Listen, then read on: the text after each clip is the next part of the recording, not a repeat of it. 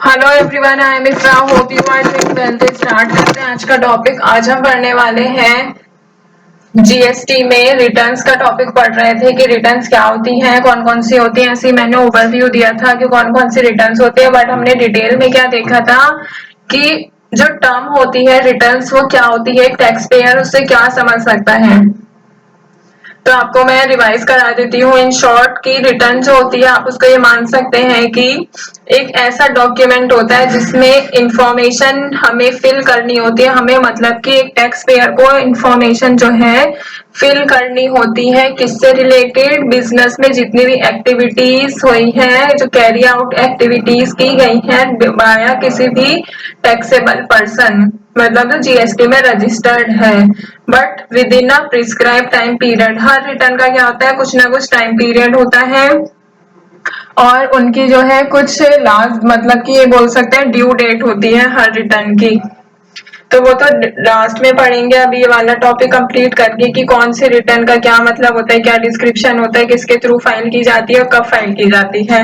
अभी पढ़ते हैं आज का टॉपिक क्या रहेगा कि ऑब्जेक्टिव्स क्या होते हैं रिटर्न्स के।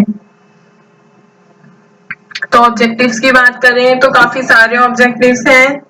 अब मैं आपको दिखवा देती हूँ डिटेल में। यहाँ पे नोट्स को ओपन करते हैं और स्टार्ट करते हैं आज का सेशन।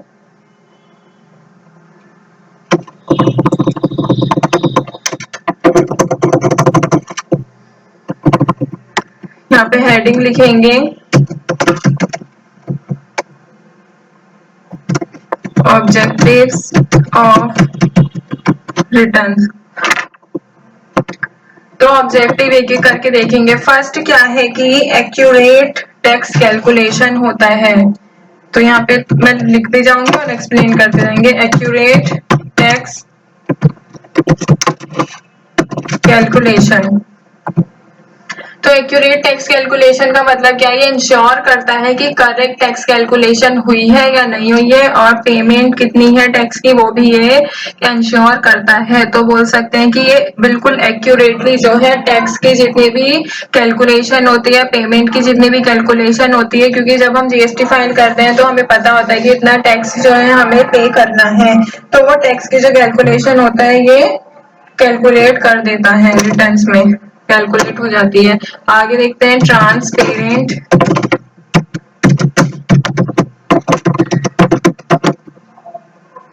कॉम्प्लियंस। ट्रांसपेरेंट कॉम्प्लियंस का मतलब क्या है, ये क्या ट्रांसपेरेंट मतलब कि जो जिसमें कोई बात छुपी नहीं होती। तो प्रमोट करता है ये ट्रांसपेरेंसी को इन कॉम्प्लियंस, या फिर मतलब एक डॉक्यूमेंट के उसमें, और रिड्यूस करता है क्या चीज कम करता है, इवेजन। इवेजन मतलब क्या होता है कि जो लोग टैक्स पे करने से बचते हैं, कम पे करते हैं, तो मतलब कि इसमें जो है टैक्स वो चोरी नहीं हो सकता, इसमें सबको टैक्स पे करना होता है। ये ट्रांसपेरेंट कॉम्प्लियंस की तरह भी इसका मेन ऑब्जेक्टिव रहता है इसकी तरफ भी। थर्ड देखते हैं अभी डेटा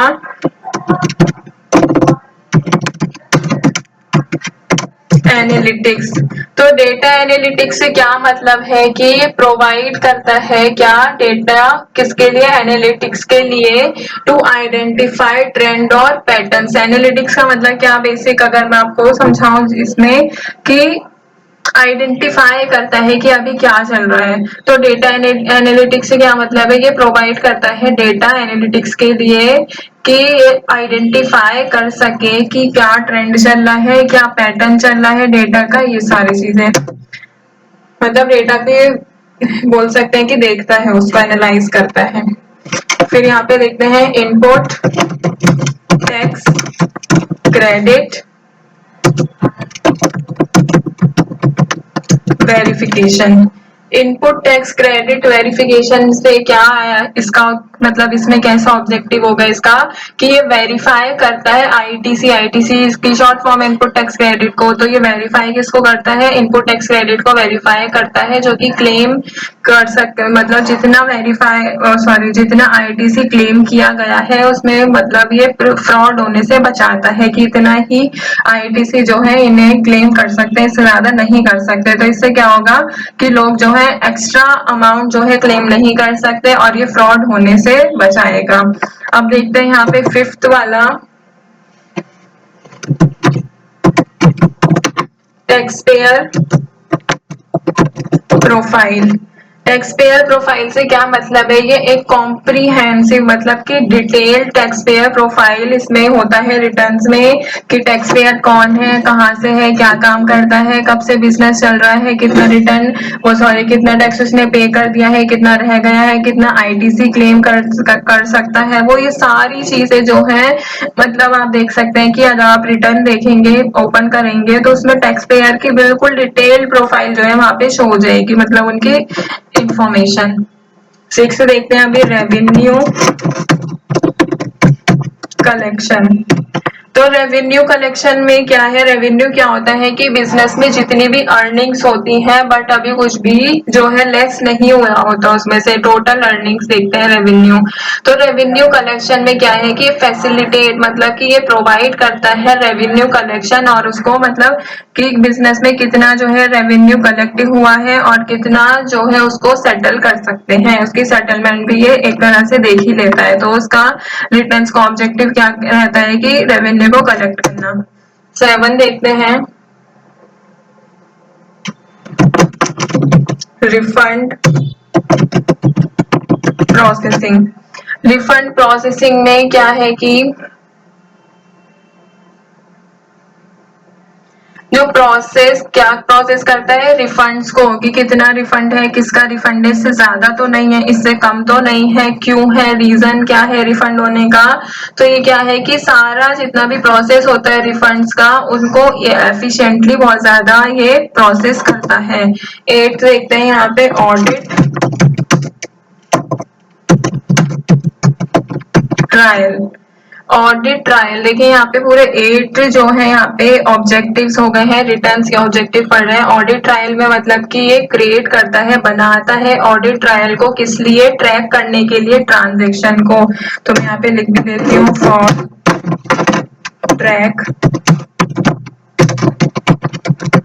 ट्रांजेक्शन। 9th देखते हैं अभी policy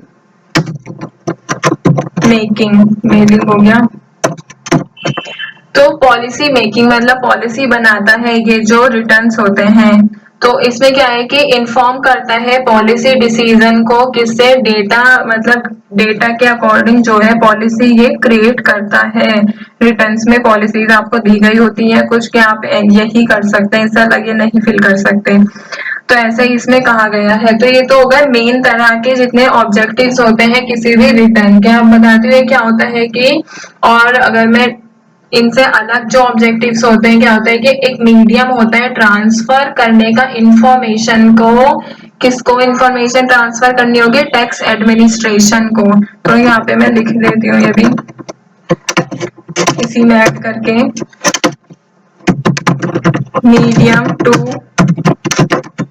transfer information to tax administration मतलब टैक्स डिपार्टमेंट में, ठीक है। फिर एक रजिस्टर्ड टैक्स पेयर जो होता है वो फाइनलाइज मतलब फाइनल करता है उसकी लायबिलिटी कितना उसको टैक्स पे करना है बाय रिटर्न्स को फिल करके, रिटर्न्स को जमा करके, और डिक्लेयर हो जाती है उसकी टैक्स लायबिलिटी एक फिक्स्ड पीरियड के लिए, ठीक है। फिर नेक्स्ट है कि ये प्रोवाइड करता है एसेंशियल इंफॉर्मेशन मतलब कि इंपॉर्टेंट इंफॉर्मेशन जो होती है वो प्रोवाइड की जाती है टैक्स पेयर को, ताकि उसके लिए जो है पॉलिसी मेकिंग मतलब पॉलिसी बन सके। ये पॉलिसी मेकिंग में मैंने बताया था कि इन्फॉर्म किया जाता है पॉलिसी डिसीजन डेटा के अकॉर्डिंग। तो यही मतलब है कि एक इंफॉर्मेशन जो होती है पर्टिकुलर पर्सन की वो उसको बताई जाती है फॉर टैक्स पेयर को, और उनके लिए पॉलिसी डिसीजन जो है लिए जाते हैं। फिर नेक्स्ट आता है यहाँ पे it manages tax evasion programme and audit for tax administration. ये तो मैंने आपको डिटेल में ऊपर बता ही दिया है।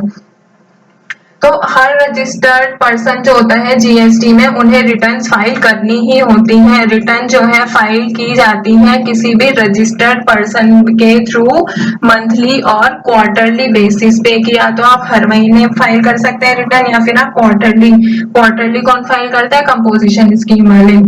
द रिटर्न जो फाइल होती है वो किसके थ्रू की जाती है? इनपुट सर्विस डिस्ट्रीब्यूटर के थ्रू की जाती है, और उसमें डिटेल होनी चाहिए किसके थ्रू?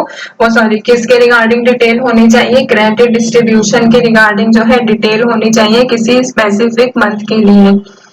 जो पर्सन होता है जो कलेक्ट करता है टैक्स को और जो पर्सन डिडक्ट करता है, मतलब कि जो एक पर्सन हो गया जो टैक्स को कलेक्ट कर रहा है, एक पर्सन हो गया जो टैक्स को डिडक्ट कर रहा है मतलब कट कर रहा है, उन्हें भी क्या होती है, नीड होती है कि वो मंथली रिटर्न को फाइल करें और शो करें कि कितना अमाउंट जो है डिडक्ट किया है और कितना अमाउंट जो है कलेक्ट किया गया है। तो रिटर्न्स फाइल करना इम्पोर्टेंट होता है, इससे क्या होता है टैक्स कैलकुलेशन जो होता है एक्यूरेट होता है, ट्रांसपेरेंट कॉम्प्लियंसेस डेटा को एनालाइज करता है, ये आईटीसी को वेरीफाई करता है, टैक्स पेयर की प्रोफाइल मिलती है इसमें, ये सारी चीजें। तो टॉपिक को यहाँ पे एंड करते हैं, मिलते हैं नेक्स्ट सेशन में, stay tuned and thank you.